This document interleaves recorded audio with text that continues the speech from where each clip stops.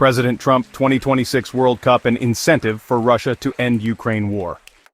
President Donald Trump has said that the opportunity to compete at football's 2026 World Cup could be an incentive for Russia to end the war with Ukraine. Russian national teams have been banned from international competitions by both FIFA and UEFA since 2022, days after the country's invasion of Ukraine. Qualification for the 2026 World Cup in the United States, Canada, and Mexico began in 2023, with 45 spots up for grabs in addition to the host nations. Speaking alongside FIFA President Gianni Infantino at the first meeting of his administration's World Cup task force, Trump said he was unaware that Russia would be excluded under current rules, but suggested that ending the war could pave the way for their reinstatement. I didn't know that, is that right? You want to explain that? That is right. They are banned for the time being from playing, but we hope that something happens and peace will happen so that Russia can be readmitted. That's possible. Hey, could be a good incentive, right? We want to get them to stop. We want them to stop. 5,000 people a week are being killed. It's not even believable. We're going to get that war stopped. European qualification for next summer's tournament officially started with the Nations League in March. A total of 16 UEFA nations will qualify for the World Cup. Russia haven't played a competitive fixture since a 2022 World Cup qualifying defeat to Croatia in November 2021. They have played 16 friendlies since then, winning 11 of them. Infantino said at a UEFA Congress in April that he wanted to bring Russia back in the football landscape because this would mean that everything is solved. UEFA President Alexander Ceferin added, "When the war stops, Russia will be readmitted." Vance says Russia not being realistic on Ukraine. Trump says he may be right. Trump says it's possible that's right, about the vice president's remarks amid frustrations with Russia.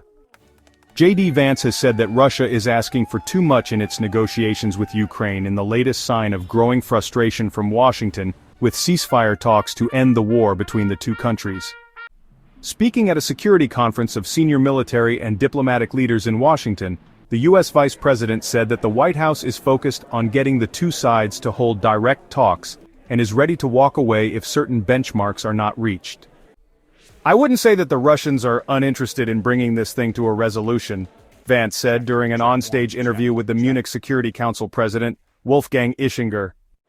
J.D. Vance, in a recent statement, said, "What I would say is, right now the Russians are asking for a certain set of requirements, a certain set of concessions in order to end the conflict.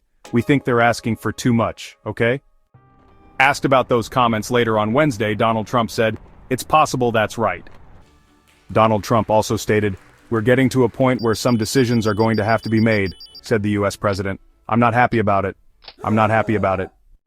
Senior administration officials including Vance and the U.S. Secretary of State Marco Rubio are said to be growing more frustrated over Russia's inflexibility in discussions to end the war. Steve Witkoff, Trump's envoy, has held 4 rounds of direct talks with Putin, but those have not yielded concrete concessions from the Russian side. During his remarks, Vance reiterated the threat that the White House would walk away if Trump thinks he's not making progress.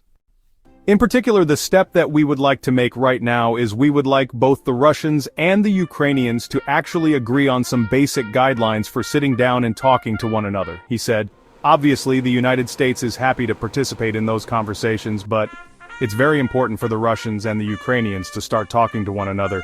We think that is the next big step that we would like to take. After meeting with Volodymyr Zelensky at the Vatican last month, Trump threatened Russia with secondary sanctions over the continued bombardments of Kiev and other major Ukrainian cities, despite talks to reach a permanent ceasefire. There was no reason for Putin to be shooting missiles into civilian areas, cities and towns over the last few days, Trump wrote then. It makes me think that maybe he doesn't want to stop the war, he's just tapping me along, and has to be dealt with differently. Senior Russian officials have maintained a hardline position, demanding both a rollback of NATO as well as limits on Ukraine's security and a degree of control over its internal politics. Marco Rubio expressed yesterday, I think, also the assessment that they had the American team now is getting a better understanding of the Russian position and of the root causes of this situation, said Sergei Lavrov, the foreign minister, during an interview on Meet the Press last week. One of this root causes, apart from NATO and creation of direct military threats to Russia just on our borders, another one is the rights of the national minorities in Ukraine. Joe Biden, in his first interview since leaving office, accused Trump of modern-day appeasement, saying the expectations that Ukraine ceding territory to Russia would end the war was foolish.